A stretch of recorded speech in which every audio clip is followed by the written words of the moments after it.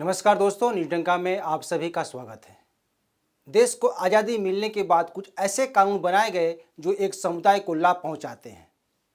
ऐसा ही एक कानून वक्फ एक्ट 1995 है, जिसका उपयोग करते हुए वक्फ बोर्ड के पास 8 लाख से ज़्यादा संपत्तियां हैं, जिसकी देखरेख बोर्ड करता है।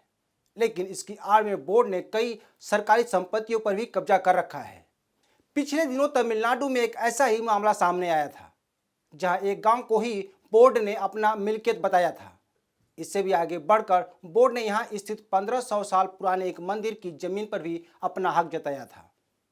अब उत्तर प्रदेश सरकार ऐसे मामलों में सबक लेते हुए बोर्ड द्वारा अवैध रूप से कब्जा ली गई जमीनों को छुड़ाने का फैसला किया है। उत्तर प्रदेश की योगी सरकार ने मदरसों के सर्वे के बाद अब वक्फ बोर्ड की अवैध संपत्ति पर डंडा चलाने जा रहा है। यूपी सरकार का कहना है कि वक्फ बोर्ड ने वक्फ एक्ट 1995 और यूपी मुस्लिम वक्फ एक्ट 1960 की अनदेखी की है। बोर्ड ने एक्ट के प्रावधानों का उल्लंघन करते हुए बंजर, ऊसर और भीटा जैसे जनहित संपत्तियों को अपने कब्जे में ले रखा है, जिसकी जांच के बाद उन्हें वक्फ बोर्ड से छुड़ाया जाएगा।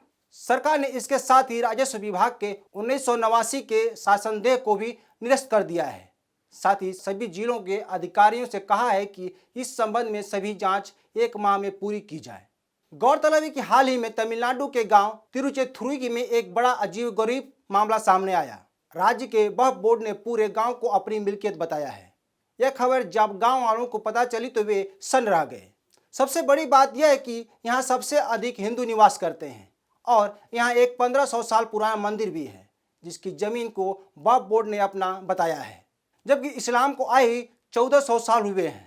वहीं गांव के लोगों को इस संबंध की जानकारी तब मिली जब गांव का ही एक व्यक्ति अपनी जमीन बेचने की कोशिश की। इसके बाद रजिस्ट्रार ऑफिस ने बताया कि उसकी जमीन सहित पूरे गांव को बोर्ड ने अपनी मलकियत बताया है। अगर वह अपनी जमीन बेचना चाहता है तो सबसे पहले वक्फ बोर्ड से अनापत्ति का परमिशन लेना होगा, उसके बाद ही वह जमीन बेच सकता है। इस घटना के बाद गाँव वाले दंग रह गए। बोर्ड की तरफ से 220 पन्नों का एक दस्तावेज बनाया गया है। इसी के आधार पर बोर्ड ने गांव की जमीन को अपनी मिल्कियत बताया है। रिपोर्ट में यह भी कहा गया है कि प्रशासन ने बोर्ड के इस दावे को नकार दिया है। गांव के लोग इस मामले की जांच कराने की मांग किए हैं। इससे साफ होता है कि वक्फ बोर्ड एक्ट 1995 की आड़ लेकर देश भर की कई संपत्तियों पर कब्जा जमा रखा है। तनाव और लड़ाई की झगड़े की वजह से लोग बोलते नहीं हैं। तमिलनाडु की सरकार को भी उत्तर प्रदेश सरकार से सबक लेते हुए इस मामले की कार्रवाई करनी चाहिए। इधर उत्तर प्रदेश शासन ने जिले के कमिश्नर और डीएम को पत्र लिखकर जांच करने को कहा है, जिसमें कहा गया है कि 1989 के शासनदेह के तहत वक्फ की संपत्तियों को अधिकतर बंजर, ऊसर और भीटा है। इसलिए इन संपत्तियों को सही तरीके से जांच की जाए और उनका सीमांकन किया जाना चाहिए। ग्राम सभाओं और नगर निगमों की जमीनें सार्वजनिक संपत्तियां होती हैं। इन संपत्तियों का उपयोग जन उपयोग में किया जाता है, लेकिन इन जमीनों का स्वरूप बदलना राजस्व कानून के खिलाफ है। वहीं उत्तर प्रदेश में योगी सरकार ने वक्फ बोर्ड द्वारा अवैध रूप से कब्जा की गई जमीनों को उजागर किया है, जिसमें अलीगढ़ में 4138 वक्फ बोर्ड की संपत्तियां मिली हैं।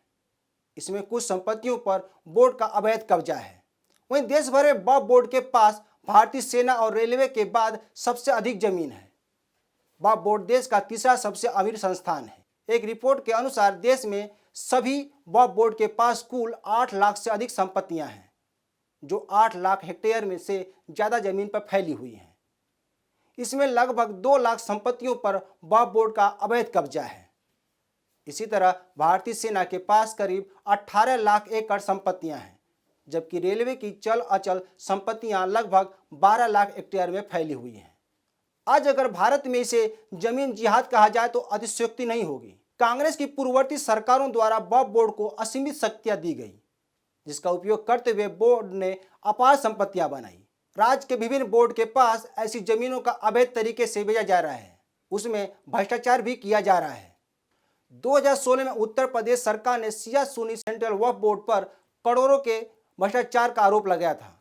इसकी जांच के लिए प्रयागराज में केस भी दर्ज कराया गया था। इसी तरह 2017 में भी लखनऊ में ऐसा मामला सामने आया था, इसमें भी मामला दर्ज कराया गया था। हाल ही में दिल्ली के विधायक अमानतुल्लाह खान भी बोर्ड में भ्रष्टाचार करने के आरोप में गिरफ्तार किया गया है।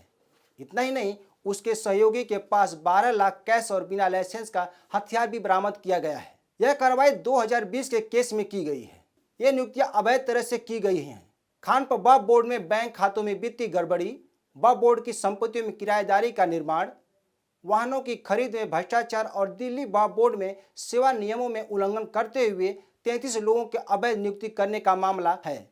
गौरतलब है कि केंद्र सरकार ने वक्फ बोर्ड की संपत्तियों को ऑनलाइन करने को कहा था, जिसके बाद वक्फ की सभी संपत्तियों को डिजिटल और उनके रिकॉर्ड को ऑनलाइन की जा रही है।